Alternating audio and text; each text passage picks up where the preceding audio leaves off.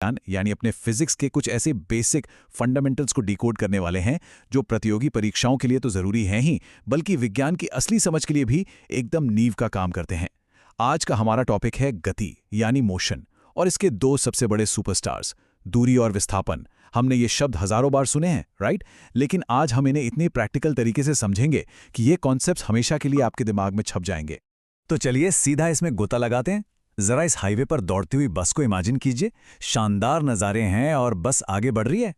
ये सिर्फ एक तस्वीर नहीं है, बल्कि समय बीतने के साथ जो मूवमेंट होता है उसका एक बहुत ही शानदार और रियल लाइफ उदाहरण है। जब हम इस बस को सड़क पर आगे जाते हुए देखते हैं ना, तो असल में हम समय और जगह के बीच के कनेक्शन को देख रहे होते हैं। विज्ञान की भाषा में कहें तो जब भी कोई चीज़ समय के साथ अपनी जगह बदलती है तो हम कहते हैं कि बॉस, ये वस्तु गति में है। अब देखिए, अंग्रेजी का शब्द मोशन और हिंदी का गति, दोनों का मतलब बिल्कुल एक है। जब हम एग्जाम्स की तैयारी कर रहे होते हैं तो दोनों भाषाओं के टर्म्स पता होना एक बहुत बड़ा एडवांटेज होता है। हमारा मेन गोल भी यही है कि भाषा की कोई दीवार ना बचे और कॉन्सेप्ट सीधा दिमाग में उतरे। तो आज हम इसी गति की पूरी तरह से चीरफाड़ करने वाले हैं। आगे बढ़ने से पहले जल्दी से आज के रोड मैप पर नजर डाल लेते हैं कि हम क्या क्या कवर करेंगे। सबसे पहले भौतिक विज्ञान की दुनिया, फिर गति और समय की परिभाषा, उसके बाद दूरी बनाम विस्थापन का मुकाबला, फिर मात्रक और मापन के नियम, और आखिर में एक असली परीक्षा प्रश्न को हल करेंगे। तो शुरुआत करते हैं हमारे पहले भाग से, भौतिक विज्ञान की दुनिया पर एक विहंगम दृष्टि। अब यहां सबसे दिलचस्प बात क्या है पता है? जब आप पूरे फिजिक्स सिलेबस को देखते हैं तो बल, गुरुत्वाकर्षण, कार्य और ऊर्जा, चुंबकत्व, ऐसे ढेरों भारी भरकम टॉपिक सामने आते हैं। लेकिन मजे की बात यह है कि इन सबको समझने की मास्टर चाबी इसी गति वाले चैप्टर में छुपी है। बिना गति को समझे आप फोर्स या एनर्जी को समझ ही नहीं सकते। गति लिटरली वो स्टार्टिंग पॉइंट है जहां से फिजिक्स के बाकी सारे रहस्य खुलना शुरू होते हैं।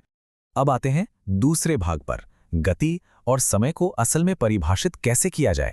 तो सबसे अहम बात यह है कि मोशन या गति के लिए दो इंग्रेडिएंट्स का होना बिल्कुल मस्ट है। परिभाषा कहती है समय के सापेक्ष किसी वस्तु की स्थिति में परिवर्तन गति कहलाती है। इसका सीधा सा मतलब क्या हुआ? ये कि अगर घड़ी की सूर टिक टिक कर रही है, समय बीत रहा है, तो वस्तु को अपनी जगह से खिसकना होगा। अगर समय बीतता जाए और वो चीज वहीं की वहीं पड़ी रहे तो भाई उसे गति नहीं कहेंगे, उसे विराम या रेस्ट की अवस्था कहेंगे।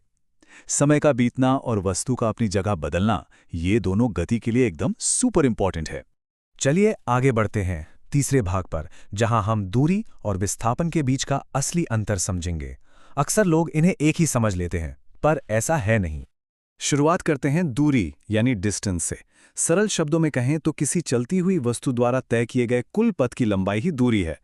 इसका मतलब है कि आप रास्ते में चाहे 10 बार मुड़ें, आगे जाएं, पीछे आएं, अगर उस पूरे टेढ़े मेढ़े रास्ते को एक इंची टेप से नापकर जोड़ दिया जाए तो वो टोटल जो निकलेगा वही आपकी दूरी होगी। दूरी को सिर्फ इस बात से मतलब है कि आपने कुल कितना सफर तय किया। अब इसके ठीक उलट है विस्थापन यानी डिस्प्लेसमेंट। विस्थापन को इस बात से रत्ती भर भी फर्क नहीं पड़ता कि आपने कौन सा रास्ता लिया। इसकी सिंपल सी परिभाषा है आपकी शुरुआत और अंत की स्थिति के बीच मापी गई सबसे कम दूरी। बस ये सिर्फ स्टार्टिंग पॉइंट और एंड पॉइंट को देखता है। अगर आप उन दोनों पॉइंट्स के बीच एक बिल्कुल सीधी रेखा खींच दें तो वो जो सबसे छोटा और सीधा शॉर्टकट होगा ना, बस वही विस्थापन है। और ये तुलना इन दोनों के बीच का अंतर बहुत ही शानदार तरीके से क्लियर करती है। एक तरफ है आपका तय किया गया कुल रास्ता जो दूरी है, और दूसरी तरफ है दो पॉइंट्स के बीच का सबसे छोटा एकदम सीधा रास्ता जो विस्थापन है। इसे एक भूल भुलैया की तरह सोचिए। भूल भुलैया के अंदर जो पूरा गोल गोल घूमकर रास्ता पार किया तो दूरी है, लेकिन अगर आप इमेजिन करें कि आप दीवारों के आर पार उड़ सकते हैं और सीधे एग्जिट तक एक लाइन खींच दें तो वो विस्थापन होगा। इस पिक्चर को अपने दिमाग में बिल्कुल सेट कर लीजिए, एग्जाम में बहुत काम आएगी। आइए अब आते हैं भाग 4 पर, जहां हम परीक्षा के नजरिए से कुछ बहुत ही जरूरी मात्रक और मापन के नियमों को देखेंगे। सबसे पहले दूरी का विमीय सूत्र यानी डायमेंशनल फॉर्मूला, ये है m0 l1 t0, m0 l1 t0। इसे तो बस अपने दिमाग में स्कैन कर लीजिए। फिजिक्स में ये फॉर्मूले बहुत क्रूशल होते हैं।